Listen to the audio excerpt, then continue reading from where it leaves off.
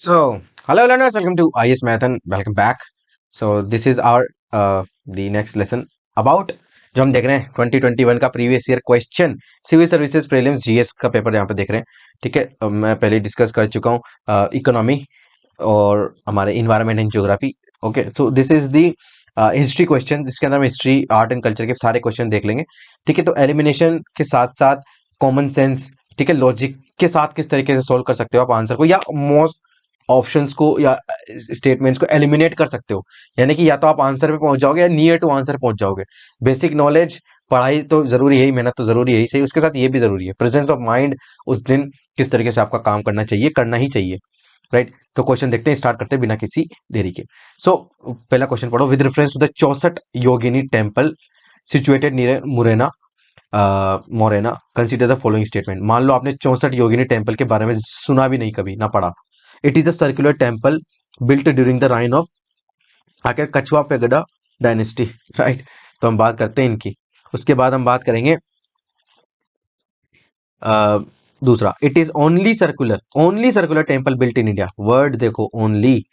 ठीक है, तो अगर ओनली सर्कुलर टेम्पल है इंडिया में तो ये कैसे प्रूफ करेगी यूपीएससी? बिल्कुल प्रूफ नहीं कर सकते ना। राइट, और ऐसे पॉसिबल भी नहीं है, बहुत से होंगे, मान लीजिए एक ही निकला तो इट्स रॉन्ग। अगर टू गलत है आपका तो ऑप्शन आ गया आपका सही, आगे पढ़ने की भी जरूरत नहीं, लेकिन पढ़ लो। It was a main it was meant to promote the Vaishnava cult to in the region, हो सकता है।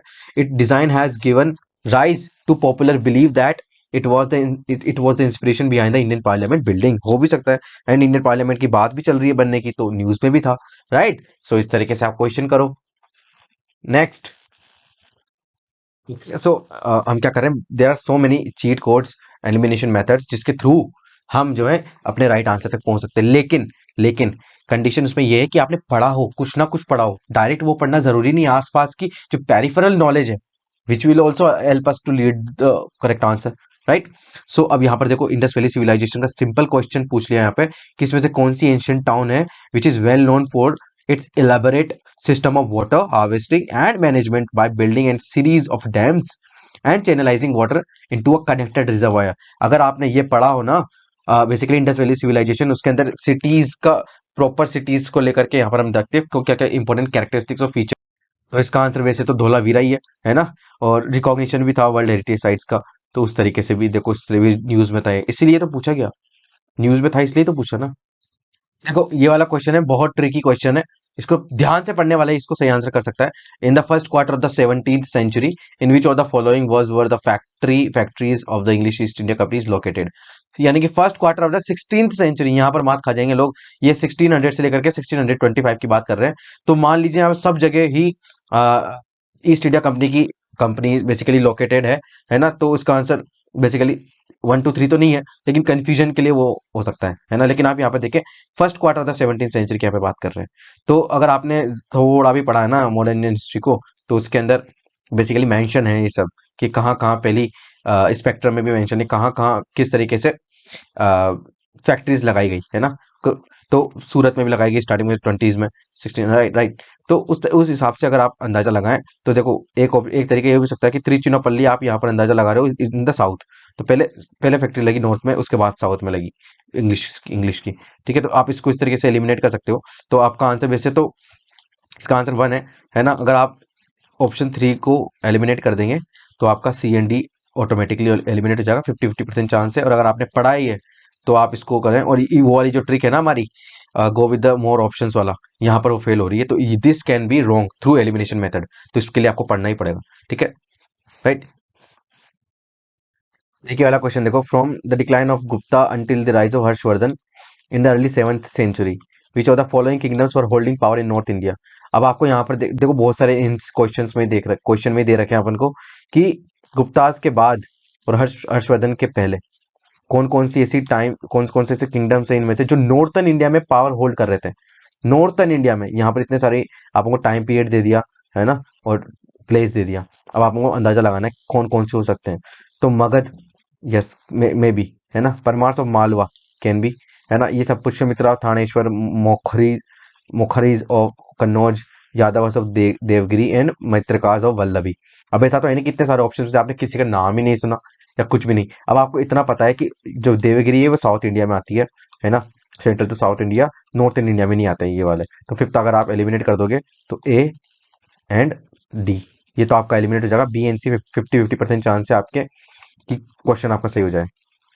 तो यहाँ पर आप एक चीज और एनालिसिस कर सकते हो, 3 और 4 आपके करेक्ट है, 3 और 4 आपके करेक्ट है, 3 और 4 एंड अब आपको ये देखना है 1 2 और 6 में से, राइट, 1 2 और 6 में से कौन से आपके सही हो सकते हैं। आई सजेस्ट कि यहाँ पर आप वो वाली ट्रिक्स के साथ जाएं, विद मोर ऑप्शंस वाली ट्रिक, ठीक है। तो यहाँ पर वो आपका लग रहा है ट्रिक, ठीक है, 1 3 4 6, यहाँ पर वो ट्रिक नहीं लग रहा था आपका, तो वो गलत हो जा रहा था, ठीक है। लेकिन यहाँ पर सही, यानी कि overall, overall you will definitely positive ही रहोगे, नेगेटिव नहीं रह सकते इस वाली ट्रिक के साथ आप। So believe in the science of probability, आपको देख कर ही जाएगी, ठीक है।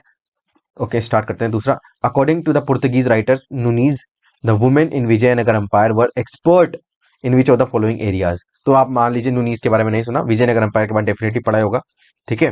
तो basically wrestling, astronomy, accounting and suit saying का मतलब भविष्यवाणी वगैरह। Select the correct answer using the code given below. तो इसमें से कौन से एरियाज है जिसमें वुमेन जो है वो एक्सपर्ट थी। तो वही जनरल सी बात है, अगर आपने थोड़ा भी अंदाजा लगाएंगे, इस क्वेश्चन में बोल रहा है वो कि नुनीज के अकॉर्डिंग कौन कौन से, मतलब क्या एरियाज हैं जिसमें वुमेन एक्सपर्ट्स थी। तो अगर मान लीजिए wrestling, astrology, accounting and suit saying, अब यूपीएससी या एग्जामिनर के पास ऐसा कोई वैलिड प्रूफ नहीं है कि वो इसे प्रूव कर दे कि इस पर्टिकुलर एरिया में वुमेन एक्सपर्ट नहीं थी, राइट, और ये भी नहीं प्रूव कर सकता कि थी। तो ओवरऑल आपके पास चांसेस है कि हो सकती है, क्योंकि अगर एक भी औरत एक्सपर्ट हुई, राइट, एक भी विमेन, तो डेफिनेटली आपका वाला ऑप्शन सही हो जाएगा। तो wrestling, astrology, accounting and soothsaying, all four are the correct answer, because हम बोलते हैं ना, जब from the perspective of examiner, hard to verify things, right, this is very very important. History and science and technology में hard to verify fact जो है very very important होता है, और उसके आंसर्स आपको हमेशा करेक्ट, मतलब सारे चूज ही करने हैं। इस तरह के क्वेश्चन में आपको कहता हूँ, एपिस्टेमोलॉजी वाले ये क्वेश्चन है, इन ये बहुत दिक्कत देते हैं। मंडपल्ली ऑफ आंध्र प्रदेश, मतलब स्टेटमेंट बेस्ड क्वेश्चन नहीं होते ना, उससे ज्यादा टफ ये वाले रहते हैं, यानी कि इसमें तो सही है कि नहीं है, सीधा यही हो सकता है, राइट। उसमें चांसेस रहते हैं आपके एलिमिनेशन करने के, चूज करने के, सब, राइट। तो with reference to the Mandapalle Andhra Pradesh, which of the following statement are correct, इसमें से कौन सा स्टेटमेंट सही है मंडपल्ले को लेके। तो Pingali Venkaiah design the try colour Indian national flag, आप इसको जरूर जो है वो एलिमिनेट कर सकते हो। Pattabhi Sitaramayya led the quit India movement in Andhra region from here. Rabindranath Tagore translated national anthem from Bengal to English here. Madam Bikaji Kama, sorry, Blavatsky and Colonel Olcott set up the headquarters of Theosophical Society first year. देखो आप इसमें से D वाला option जो है definitely कर सकते हो, बिकॉज यहाँ पर तो नहीं किया था, मंडपल्ले में तो नहीं किया था। अगर आपने पढ़ाओ इनकी जो बेसिकली थियोसॉफिकल सोसाइटीज है, राइट, तो आप अगर एक भी डिलीट, मतलब एलिमिनेट कर दोगे, तो 3 आपके पास ऑप्शन बचेंगे, है ना। फर्स्ट भी आप एलिमिनेट कर देंगे एक बार, लेकिन इसके बहुत चांसेस है कि आपके ये वाला जो है, अगर रिस्क, अगर आप में रिस्क बेसिकली एप्टीट्यूड है, आप उसको चीज को लेकर के चलते हो, तो डेफिनेटली आप अटेम्प्ट करना इसको, इसका आंसर सी है। आई सजेस्ट कि इस तरह के क्वेश्चन को आप छोड़ दो वहां पर, राइट। एंड मोस्ट इंपॉर्टेंटली अगर हम देखें, अगर कोई पढ़ा भी होगा ना आपने, तो यहाँ पर आपको वो याद आ जाए, इसकी कोई गारंटी नहीं है। चलो इतना भी पढ़ लिया आपने, पता भी इसी तरह भैया आंध्र प्रदेश वाले रीजन से बिलोंग करते थे, और वो क्या करते, उन्होंने यहाँ पे क्विट इंडिया मूवमेंट भी चलाया, लेकिन क्या मंडे पल्ले से ही चलाया क्या, ये करना, बहुत याद रखना, अगर पढ़ा भी है तो बहुत ही मुश्किल है, ठीक है, because we have a lot of things to remember and not to memorise. तो ये ही चीज याद रहे वहां पर आपको आ भी जाए, इट्स वेरी टफ, ठीक है। तो I suggest you to leave such question, लेकिन इसके बदले आपको क्या करने पड़ेंगे, इस तरह के क्वेश्चंस को ज्यादा अटेम्प्ट करने पड़ेंगे और सही अटेम्प्ट करने पड़ेंगे, राइट, सिंपल। ये वाला क्वेश्चन है, इसमें थोड़ा सा दिक्कत आ सकती है, लेकिन इट इज डूएबल। कैसे, हिस्टोरिकल प्लेस दे रखी है और वेल नोन फोर्ट दे रखा है, बुरदोहाम, चंदन, बेसिकली चंद्र केतुगढ़, गणेश्वर। अब देखो इसमें से Ganeshwar is very very simple, क्योंकि जब हम पढ़ते हैं इंडस वैली सिविलाइजेशन, तो आपको पता होगा इट्स इंडस वैली साइट है, ओके, इंडस वैली सिविलाइजेशन की पार्ट है ये उस टाइम का। तो copper artefact, this is correct, है ना, सॉरी, ठीक। और अब यहाँ पर देखो, अब दूसरा दूसरा यहाँ पर है, अगर आप 3 एलिमिनेट कर देंगे तो 1 और 2 ये आपका बचा, ठीक है। तो जो मैंने ट्रिक बताई है आपको पहले भी, सॉरी सॉरी मैंने गलत बोल दिया शायद, यस। तो ये वाला तो आपका सही, यही सही है ना, क्योंकि ये रिलेटेड टू द उस वैली सिविलाइजेशन है ना, Indus valley civilisation. Cobra artefact मिल सकते हैं यहाँ पर, है ना, उस हिसाब से आपका सी एंड डी गलत हो गया। दूसरी आप देख सकते हैं कि रॉक कट श्राइन्स, इंडिया में कितने रॉक कट श्राइन्स है, बहुत कम, बहुत कम है ना। तो उनमें से अगर आपने सुना है कैलाशनाथ टेम्पल, है ना, इस तरीके से। और आपके हम बात करें और कहाँ पर हो सकते हैं, ये जो आपके औरंगाबाद में जो आपके अजंता एलोरा केव्स है वहां पर भी मिलते हैं। तो लेकिन बुरज़ुम का हमने कहीं सुना नहीं है रॉक कट श्राइन्स का लेकर के। तो अगर आप अपने पेरिफेरल नॉलेज को लेकर के चलें तो बुरज़ुम इज नॉट आपके रॉक कट श्राइन। जब आपने पढ़ा ही नहीं तो आपको ये याद भी कैसे आएगा, राइट? तो आपको इतना पता है कि रॉक कट श्राइन तो ये नहीं है। तो फ्रॉम दैट परस्पेक्टिव आप ये कह सकते हो कि फर्स्ट फर्स्ट वाला इज रॉन्ग। ठीक है, अगर फर्स्ट वाला आपके रॉन्ग है तो ए एंड बी है। ठीक है, तो अब जो मैंने आपको मेथड बताया था कि go with the more option वाला सोल्यूशन, तो आपके बी बेसिकली डी आपका सही है। और वैसे भी आपका अगर फर्स्ट वाला गलत है तो आपके दो बचे, 50-50% चांस है गो विद द ज्यादा ऑप्शन वाला, ज्यादा स्टेटमेंट वाला ऑप्शन, राइट? देखिए मैं हवा में बात नहीं कर, मैंने अभी आपके आप ही के सामने 2 साल के पेपर्स को एनालिसिस कर दिया। सब में ये ट्रिक लग रही नहीं लग रही? बिल्कुल लग रही है ना। 8 में क्वेश्चंस में लग रही है out of 10। Basic medieval Indian history का सिंपल क्वेश्चन आता नहीं है आमतौर पर, लेकिन यहाँ सिंपल पूछ लिया। It was during the reign of Iltutmish, जो चंगेज खान भारत आया था, इंडस पहुंच गया था। और क्यों? क्योंकि वो ख्वारिज्म प्रिंस जो वो फ्यूजिटिव है, भाग कर आया था वो इल्तुतमिश के पास। और इल्तुतमिश जो है उसने मना कर दी थी इसको शरण देने से, क्योंकि चंगेज खान से पंगा लेना इज नॉट खाने का काम, राइट? तो फर्स्ट वाला अगर आपका सही है तो सी एंड डी आपका गलत। ठीक है, इतना इजी ऑप्शन है। A and B. अब पढ़ो इसको, वाला रूल मत लगा देना यहाँ पे बिना पढ़े। It was during the reign of Muhammad bin Tughlaq, Timur India में मुल्तान को ऑक्यूपाई कर लिया और इंडस नहीं, बिल्कुल इंडस को क्रॉस नहीं कर पाए। और टाइम पीरियड देखो ना इनके क्या है, right? So two is also wrong. अगर आपका टू रॉन्ग है तो फर्स्ट इज राइट। ठीक है, तो यूं नहीं कह रहा यूपीएससी की आपको बहुत डीप डीप समझ होनी चाहिए प्रीलिम्स के लिए, स्पेसिफिकली टाइमलाइंस की। एटलीस्ट टाइमलाइंस पता तो हो रहा आपको, तैमूर कब था, क्या कब बाबर कब आया, अकबर कब आया, उसके पहले ये सब चीजें हैं, ये याद होना चाहिए आपको। नेक्स्ट देखो आपका, सेंट फ्रांसिस जेवियर जो है was one of the founding member of Jesuit order maybe. Saint Francis Xavier died in Goa and a church is dedicated to him there. Okay, the feast of saint Francis Xavier is celebrated in Goa each year. हो भी सकता। देखो अब यहाँ पर इसमें ये वाला बहुत ही बेसिक सा बहुत ही जनरल साउंडिंग स्टेटमेंट है कि one of the founding member of Jesuit order. Yes, हो सकते हैं वन ऑफ द पूछा है, ये तो ना पूछा कि ये लीडर थे या इन्होंने कराया सब कुछ, नहीं। ये कह रहा वन ऑफ द, हो भी सकते हैं, है ना, one of the founding members. तो यस, तो बी वाला एलिमिनेट हो गया आपका, राइट? क्योंकि इसमें वन नहीं है। दूसरा देखो, saint Xavier died in Goa and a church is dedicated, इसमें दो स्टेटमेंट्स हैं। ठीक है, इसमें आपके दो स्टेटमेंट्स हैं, ये भी गलत हो गया आपका actually, right? So A and C में आपका है, तो इसमें दो स्टेटमेंट इसके हाईली हाईली चांस है कि ये गलत हो, लेकिन आपके पास यहाँ पर 50-50% चांस हो जाते हैं। मैं ये नहीं कह रहा हूँ कि डेफिनेटली आप चूज ही करोगे और सही हो ही जाएगा आपका, लेकिन आप 50-50% चांस पे आप पहुंच जाओगे इस वाली ट्रिक से। तो आपका बेसिकली ये है आंसर 3, क्योंकि गोवा में इनकी डेथ नहीं हुई थी। ठीक है, राइट? देखिए वाला question, with reference to the history of ancient India which of the following statement are correct. इसमें पहला स्टेटमेंट, सेकंड, थर्ड, इसको आप एक बार देख लो, इसमें ऑप्शंस देखो। उसके अलावा अगर आप यहाँ पे देखो, आप इसको पढ़ के देखो, Mitakshara civil law for the upper caste and Dayabhaga was civil law for the lower caste. ये जितने भी स्टेटमेंट्स इसके अंदर, आपको ऐसा लग नहीं रहा कि ये किसी बुक को खोल करके बैठा गया एंड उसमें से एज इट इज छाप दिया गया, राइट? करेक्ट, यस, वही हुआ होगा इसके साथ। देखो इसमें एक चीज बहुत कम लोगों ने नोटिस की होगी, लेकिन मैंने की, इसलिए मैं आपको बता दे रहा हूँ, शायद आपका फायदा हो जाएगा। इसमें देखो पहला क्या है, मिताक्षर सिविल लॉ है अपर कास्ट के लिए, और दया भागा सिविल लॉ है लोअर कास्ट के लिए। ये वाला स्टेटमेंट और सेकंड वाला स्टेटमेंट देखो, मिताक्षरा में क्लेम किया गया है right to property during the life time of the father, और दया भागा में दिया गया है death after death of the father जो है क्लेम कर सकते हैं। ये दोनों ही आपस में कॉन्ट्रास्टिंग है ना? क्योंकि देखो अगर ये वाला सिस्टम लो कास्ट अपर कास्ट के लिए दिया रहा होता और उसके अंदर मेंशन हो रहा होता, ठीक है, या तो वन सही है या टू सही है। तो अगर आप इतना अंदाजा लगा लेंगे वन या टू में से एक सही है तो आपका, ठीक है, तो फर्स्ट वाला वैसे ही गलत हो जाता है। ठीक है, अब आपका टू बी सी डी में से एक सही होगा।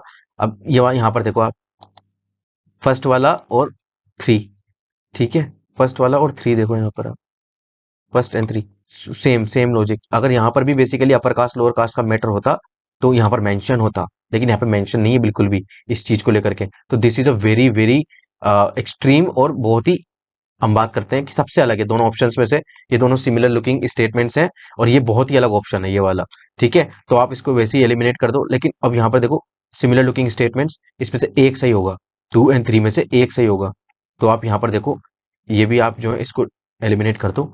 बी और डी में से आपका एक जो है यहाँ पर 50-50% चांस है। ये बहुत इंपॉर्टेंट ट्रिक है, ये आपको याद करनी चाहिए, प्रैक्टिस के साथ आएगी ये वाली हैबिट आपके अंदर। ठीक है, तो बी और डी में से आपका एक सही होगा, right. With reference to the history of ancient India, Bhavabhuti and Hastimala and आपका आता है क्षेमेश्वरा वाज वर फेमस, कौन कौन है ना। With reference to the history, Bhavabhuti, Bhavabhuti का नाम सुनते ही आपको समझ में आ जाना चाहिए। Basically it's he was a Jain monk, right. Sorry, I am so sorry, इसका आंसर बेसिकली प्ले राइट्स है।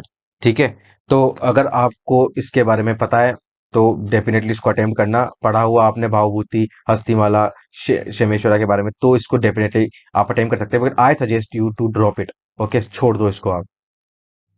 अब देखो यहाँ पर बेसिकली स्टेटमेंट है, consider the following statement, Montagu Chelmsford reforms of 1990 recommend granting voting rights to all the women above the age of 21। Absolutely wrong. हाँ, India में 97 87 तक ही नहीं था, तो वो उस टाइम पे क्या ही कर देंगे, है ना। बिल्कुल एब्सोल्युटली रॉन्ग है ना। तो right, second, the government of India act 1935 gave women reserve rights in the legislature. तो आपको ये पता होना चाहिए, आपने गवर्नमेंट ऑफ इंडिया एक्ट पढ़ा हो 1935 का, कि काफी सारे कम्युनिटी को, सेगमेंट्स ऑफ सोसाइटी को क्या दिए थे, रिजर्व राइट दिए थे, राइट। राइट, तो जैसे विमेन, उसके अलावा जो मुस्लिम्स थे उनके भी बढ़ा दिए गए थे reservation, right. Depressed class, AC, right, उनको।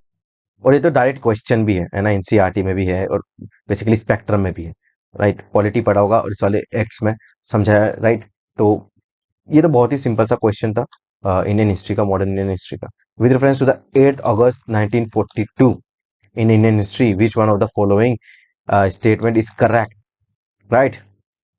अब देखो यहाँ पर आपको एक बहुत कॉमन सेंस लगाना है, कॉमन सेंस लगाना वेरी वेरी इंपॉर्टेंट है ना। तो कॉमन सेंस जो है उस दिन जरूर लेकर के जाना आपका। तो quit India resolution was adopted by all India Congress committee ने। उसके बाद हम बात करते हैं the viceroy's executive council was expanded to include more Indians. Okay, Congress ministries designed in 7 provinces and Cripps proposed an आपके Indian union with full dominion status once the war, second world war was over. अब यहाँ पर आप देखो सबसे बड़ा achievement आपको यहाँ पे क्या दिख रहा है। क्यों याद रखें भाई इस डेट को हम, हाँ क्यों याद रखें, क्यों यूपीएससी ने यही डेट पूछी, कोई और डेट क्यों नहीं पूछी। तो डेफिनेटली इस डेट के अंदर ऐसा कुछ है जो हमारे इंडियन नेशनल मूवमेंट को बेसिकली उसका बहुत इंपॉर्टेंट पार्ट होगा। Out of all this four, this is the most appropriate, right. क्यों क्यों बेसिकली एग्जीक्यूटिव काउंसिल एक्सपेंड होगी उसमें, क्यों ये इंक्लूड करेंगे हम, और वैसे भी 1930 एक्ट के थ्रू लेकर के आया जाएगा, है ना। कांग्रेस मिनिस्ट्रीज ने रिजाइन किया, it's not that significant in comparison to the आपका the quit India resolution, right. उसके बाद क्रिप्स ने बेसिकली प्रपोज किया, ये भी बिल्कुल रिडिकुलस से आपके ऑप्शन है, तो ए इज द मोस्ट अप्रोप्रिएट। अब this is very direct question, song from the prison, a translation of ancient religious lyrics in English. ठीक है, अब यहाँ पर आप देखो दो तीन तरीके हैं, एक तो आपने पढ़ा होगा तो डायरेक्ट कर लोगे आप। दूसरा ये देखो कि जो ancient religious trick basically text है उनको कौन चाहता था कि लोग पढ़ें, जनता तक ज्यादा पहुंचाना चाहें, तो Gandhi ji. Basically most probable chance answer इसका वही है, लेकिन अगर आपको नहीं आता ना तो छोड़ देना, है ना, छोड़ सकते हो इसको। लेकिन अगर आपको रिस्क लेना है, क्वेश्चन कम किए, तो definitely go with the question. अच्छा, ये वाला क्वेश्चन देखो, जनरल नॉलेज कॉमन सेंस पे आपके डिपेंड है। With reference to the medieval India, medieval India की हम बात कर रहे हैं, which one of the following is the correct sequence in ascending order, छोटे से बड़ा, इन टर्म्स ऑफ साइज। देखो अब यहाँ पे पूछा परगना सरकार सूबा, सरकार परगना सूबा, सूबा सूबा सरकार परगना, परगना सूबा सरकार, क्या इसमें से सबसे छोटा है, सबसे ज्यादा मतलब सबसे बड़ा कौन सा है। ठीक है, इसमें से पूछा है। अब यहाँ पर बहुत बेसिक ट्रिक लगाओ, सोचो सबसे पहले सूबा, सूबे को लेकर चलो, सूबे को हेड कौन करता होगा, सूबेदार। सूबेदार की पोस्ट किसके बराबर होती है, इंग्लिश में हम सूबेदार को क्या बोलते हैं, गवर्नर। और सूबेदार किसको रिपोर्ट करता है, सीधा केंद्र को, है ना, या फिर चीफ, कोई अगर केंद्र का एजेंट होगा उसको। ठीक है, तो सूबा इज द आपका जो है सेंट्रल को रिपोर्ट करने वाला, यानी कि one of the largest body होगी, बेसिकली एरिया होगा, उसको उसको उसको उसको लीड करने के लिए सूबेदारी होता है। तो subah is most importantly the biggest out of all the three, right. So subah is the biggest. तो आप यहाँ पर देखें, यहाँ पर आपके दो ही ऐसे ऑप्शन है, जैसे ए एंड बी। ठीक है, और परगना को बेसिकली और दूसरे एजेंट भी बेसिकली क्या करते होंगे, और बेसिकली अकबर और ये अपने शेरशाह सूरी उसके टाइम पे इस तरीके के अरेंजमेंट होते थे। परगना गांवों का समूह होता था, फिर बहुत सारे परगनाओं का एक सरकार होता था, है ना। और सरकार में बेसिकली ये सूबा होता था बेसिकली, ठीक है। सूबा is the largest. Among all three. ठीक है, इतना देख लेना आप। राइट, सो ये था इसका आंसर। देखो यहाँ पर बात करते हैं, who among the following associate with the secretary with Hindu female school which later come to be known as the Bethune female school. देखो अब मैं कहता हूँ कि इस तरह के क्वेश्चन छोड़ दो, लेकिन हमेशा नहीं छोड़ने चाहिए। फ्री में थोड़ी ना, एक एक मार्क्स बहुत इंपॉर्टेंट है भाई, 2 नंबर का सवाल है, नहीं छोड़ो बिल्कुल भी। यहाँ पर लॉजिक लगाओ, हिंदू फीमेल स्कूल, याद रखो गर्ल्स एजुकेशन, विमेन एजुकेशन, किसने सबसे ज्यादा काम किया है? सबने किया है। सबसे ज्यादा किसने किया है? ईश्वरी चंद्र विद्यासागर ने। उस लॉजिक से ये बेसिकली क्या है, इसका करेक्ट आंसर सरोजिनी नायडू ने किया, लेकिन उतना नहीं किया जितना इन्होंने किया। काफी सारे स्कूल्स खोले, है ना, विमेन एजुकेशन को क्या किया, सरकार पे भी प्रेशर बनाया कि कानून लेकर के आया जाए, इनको कंपलसरी बनाया जाए, एजुकेशन लेकर के आया जाए वुमेन के, गर्ल्स को लेकर के, है ना। तो इस तरीके से ईश्वर चंद्र विद्यासागर ने तो काफी सारे मूवमेंट भी चलाए इसको लेकर के। एनी बेसेंट, ठीक है, देवेंद्र नाथ टैगोर, इन्होंने इतना काम नहीं किया वुमेन एजुकेशन के लिए स्पेसिफिकली, लेकिन ईश्वर चंद्र विद्यासागर को तो जानते ही हम इसलिए। और ये बहुत ही बेसिक क्वेश्चन कॉलोनियल इंडिया के लिए, बेसिकली कॉन्टेक्स्ट में, Shahnawaz Khan, Prem Kumar Sehgal, Gurbaksh Singh Dhillon are remembered as, ये तो बहुत ही सिंपल है, officers of the Indian national army. मैंने कितना अच्छे से क्लियर किया था ये, है ना, ये हमारे इंडियन हिस्ट्री के कोर्स, उसमें मैंने बताया भी था आपको थ्रू वेरियस स्लोगन्स, उस टाइम पे क्या स्लोगन थे कि लाल किले से आई आवाज, डिल्लो सहगल शाहनवाज, इतना। ठीक है, इस तरीके से पढ़ाया मैंने, आप देख लेना उसको। ठीक है, डिस्क्रिप्शन में डाल दूंगा मैं हमारे मॉडर्न इंडियन हिस्ट्री की सीरीज, उसको एक बार देख लेना, वेरियस सारे क्वेश्चन ही लगभग वहां से आए। राइट, ठीक है। नेक्स्ट नेक्स्ट ये देखो, with reference to the Indian history which of the following statement are correct. पढ़ाई तो करनी पड़ती है ना, उसके बाद ही इस तरीके के एलिमिनेशन मेथड भी समझ में आएंगे आपके। The Nizamat of Arcot emerge out of the Hyderabad state, ये चलो आपको मान लेते पता नहीं है, okay. The Mysore kingdom emerge out of the Vijayanagara empire, ये तो पता होना ही चाहिए। विजयनगर एम्पायर टूटा, उसके बाद बहमनी एम्पायर क्या क्या अटैक किया था सबने मिलकर के, विजयनगर एम्पायर बिखरा, उसमें से ही मैसूर निकला था। ठीक है, तो विजयनगर एम्पायर अगर आपने पढ़ा है तो ये भी पढ़ोगे पढ़ोगे, सिंपल है। अगर आपका सेकंड सही है तो आपका थर्ड गलत हो जाएगा, डी बेसिकली गलत हो जाएगा, डी ना कि third. Rohilkhand kingdom was formed out of the territories occupied, Ahmad Shah Durrani, नहीं, अहमद शाह दुर्रानी के टाइम नहीं, ये बेसिकली आपको याद होना चाहिए तैमूर के बाद, अटैक के बाद हुआ था। राइट, सॉरी तैमूर नहीं, नादिर शाह, नादिर शाह पहले आया, उसके बाद अहमद शाह दुर्रानी आया। ठीक है, अब मैंने बताया था आपको मेरे बेसिकली लेसन में भी, इसको उसको देखो एक बार जा करके, है ना, यहाँ पर अभी आपकी जो है लिंक आ जाएगा, तो उसको देखना जरूर। अहमद शाह अब्दाली बाद में आया था, और नादिर शाह पहले आया था, और नादिर शाह के बाद ये सब बना था, नादिर शाह के साथ ही रोहिलाखंड किंगडम बना था। तो थर्ड वाला आपका रॉन्ग हो गया, तो थर्ड इज ऑल्सो रॉन्ग, तो 1 and 2 आपका यहाँ पर रहता है। एंड तो दूसरी एक ट्रिक और है यहाँ पर, आप देखो कि निजाम, निजाम सिस्टम कहाँ से रिलेटेड है, आपके हैदराबाद से रिलेटेड है। ठीक है, और अरकोट वो रीजन है जो बेसिकली इस हैदराबाद से हमेशा से लड़ता और जुड़ता रहता था। ठीक है, क्यों? क्योंकि अगर आपने पढ़े होंगे एंग्लो मैसूर वॉर, तो उसमें क्या होता था कि अगर अंग्रेज लड़ रहे हैं हैदराबाद से, तो सॉरी एंग्लो मराठा वॉर। ठीक है, तो बेसिकली क्या होता है, yes yes correct, Anglo Mysore war, जिसमें अपन बात करते हैं टीपू सुल्तान और उनके फादर की। ठीक है, तो उसमें क्या था कि अगर, क्या शर्तें रखी जाती थी कि अगर बेसिकली मैसूर को हम हरा देंगे, तो हैदराबाद का निजाम बोलता था, क्योंकि वो उनका अलायंस था अंग्रेजों का, तो वो क्या बोलता था कि हमें जो है अरकोट बेसिकली उसकी सीमा दे दो हमारी। और बेसिकली जो पिताजी थे इनके, टीपू सुल्तान के नाम बताओ मुझे, जो उनके पिताजी, उनके अरकोट से भी दुश्मनी थी, है ना, तो ये आसपास के रीजन है। तो बेसिकली जब अगर आसपास के रीजन है तो उसी में से निकला होगा मोस्ट प्रोबेबली, तो आपका 1 इज आपका करेक्ट, 1 एंड आपका 2। राइट, अब वो वाली जो ट्रिक है ना मोर ऑप्शंस वाली, यानी कि जिसमें ज्यादा ऑप्शन है, उसके पहले एनालिसिस करना है आपको इस चीज का। अगर फिर भी आपको नहीं समझ में आता है तो फिर आप उसको, ठीक है, करना। ठीक है, इसका सॉरी, ये देखो ये डायरेक्ट क्वेश्चन है, Ajanta rivers lies on the gorge of the Waghora, Sanchi stupa Chambal पे, पांडुलेना केव्स नर्मदा, अमरावती गोदावरी। इसमें से एक स्टेटमेंट तो वैसे एलिमिनेट कर दोगे, सांची स्तूपा चंबल पे हो ही नहीं सकता। ठीक है, चंबल हाँ चंबल, और कहाँ सांची स्तूपा, तो चंबल तो काफी पहले यमुना में मिल जाती है ना। अब बचा आपके पास ए सी डी, इसका सही आंसर ए है बेसिकली, क्योंकि डायरेक्ट वाला क्वेश्चन है ये। अगर आपने अजंता केव्स पढ़ा है तो आप इसको जो अच्छे से कर लोगे, क्योंकि अजंता केव्स ही नहीं, क्योंकि रिपीटेड क्वेश्चन भी है, अजंता से क्वेश्चन आया हमारे, अजंता एलोरा एंड एलिफेंटा, तो रिपीटेड क्वेश्चन इस तरीके से, रिपीटेड थीम है ना। तो अगर जब आप इस तरीके की बेसिकली साइट्स देखते हो ना, तो उसके ज्योग्राफी भी देखनी पड़ती है आपको। तो अगर आपने अजंता देखा होगा तो उसके साइट्स के अलावा आपने ज्योग्राफी भी देखी, तो उसका बेसिकली उसका फायदा आपको यहाँ मिलेगा। तो प्रीवियस ईयर का एनालिसिस करने का ये फायदा होता है।